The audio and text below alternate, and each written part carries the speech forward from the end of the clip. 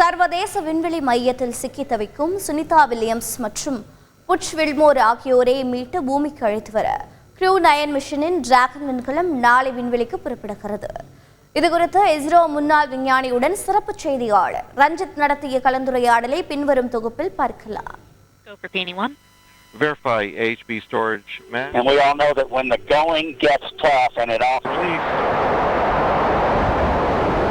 Boeing நிறுவனத்தின் சோதனை விண்கலமான Starliner இந்திய வம்சாவளியைச் சேர்ந்த சுனிதா வில்லியம்ஸ், புட்ச் வில்மோர் ஆகிய 2 விண்வெளி வீரர்களுடன் கடந்த ஜூன் 5ஆம் தேதி சர்வதேச விண்வெளி நிலையத்திற்கு புறப்பட்டது.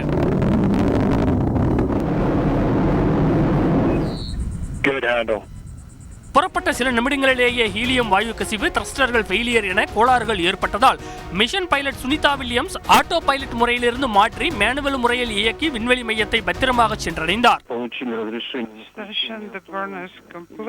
ஸ்டார்லைனரில் ஏற்பட்ட பழுதை சரி செய்ய முடியாததால் 7 நாட்களில் பூமிக்கு திரும்பியிருக்க வேண்டியவர்கள் சுமார் 3 மாதங்களுக்கும் மேலாக அங்கேயே சிக்கி தவித்து வருகின்றனர். போயிங் நிறுவனத்தின் கௌரவ பிரச்சினை என்பதால் கோளாறுகளை சரி செய்து ஸ்டார்லைனரிலேயே இருவரையும் அழைத்து வருவோம் என்று ஆரம்பத்தில் கூறி வந்த நாசா பின்பு அது பேரழிவுக்கு வழிவகுக்கும் என்ற சர்வதேச நிபுணர்களின் எச்சரிக்கையை தொடர்ந்து தனது முடிவை கைவிட்டது.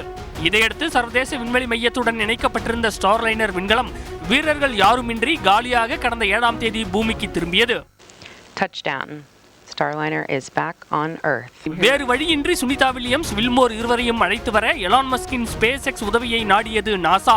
இதற்காக புளோரிடாவில் உள்ள கேப் கேனவரல் விண்வெளி மையத்தில் இருந்து க்ரூ 9 மிஷனின் டிராகன் விண்கலத்தை சுமந்து கொண்டு ஃபால்கன் 9 ராக்கெட் நாளை புறப்படுகிறது.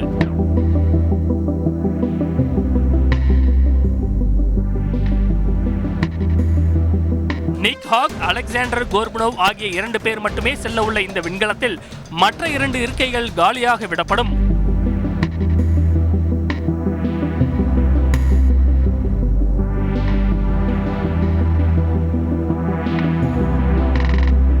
அடுத்த ஆண்டு பிப்ரவரியில் விண்வெளியில் இருந்து திரும்பும் போது சுனிதா, வில்மோர் இருவரையும் இந்த விண்கலம் பூமிக்கு அழைத்து வரும். அதே சமயம் புளோரிடாவின் மேற்கு கடற்கரையில் புயலின் தாக்கத்தால் 2 முறை ஒத்திவைக்கப்பட்ட நிலையில் நாளையாவது திட்டமிட்டபடி ராக்கெட் ஏவப்படுமா என்பது கேள்விக்குறியாகி உள்ளது. இது பற்றி இஸ்ரோ முன்னாள் விஞ்ஞானி கண்ணனிடம் பேசினோம். புளோரிடாவை புயல் தாக்கி இருக்கு, நாளைக்கு திட்டமிட்டபடி லான்ச் பண்ணிடுவாங்களா? அதாவது கமாண்ட் சென்டர், ட்ராக்கிங் சென்டர் இதெல்லாம் கிளியரா இருக்கும். அங்க கம்யூனிகேஷன் பவர் சிஸ்டம் எல்லாமே கரெக்டா இருக்கணும். அது ஒரு அடிப்படை.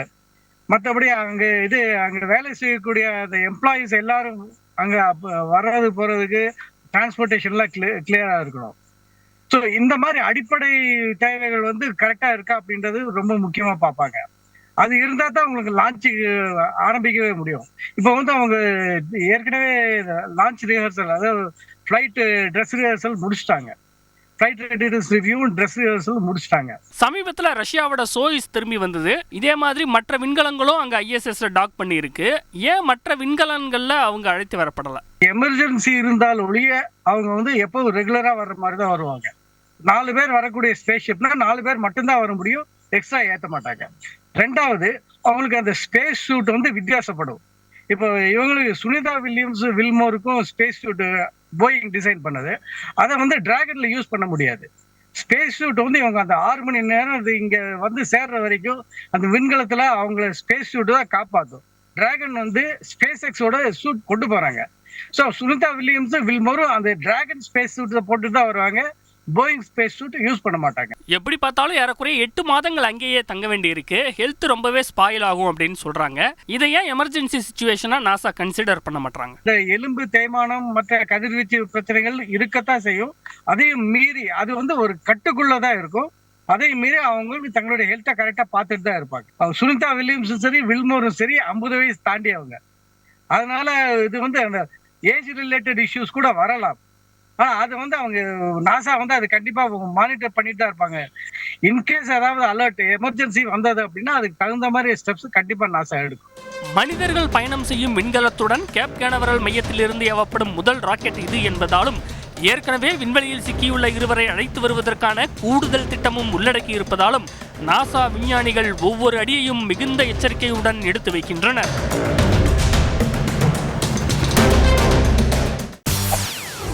செய்திகளை உடனுக்குடன் தெரிந்து கொள்ள உடனே சப்ஸ்கிரைப் பண்ணுங்க.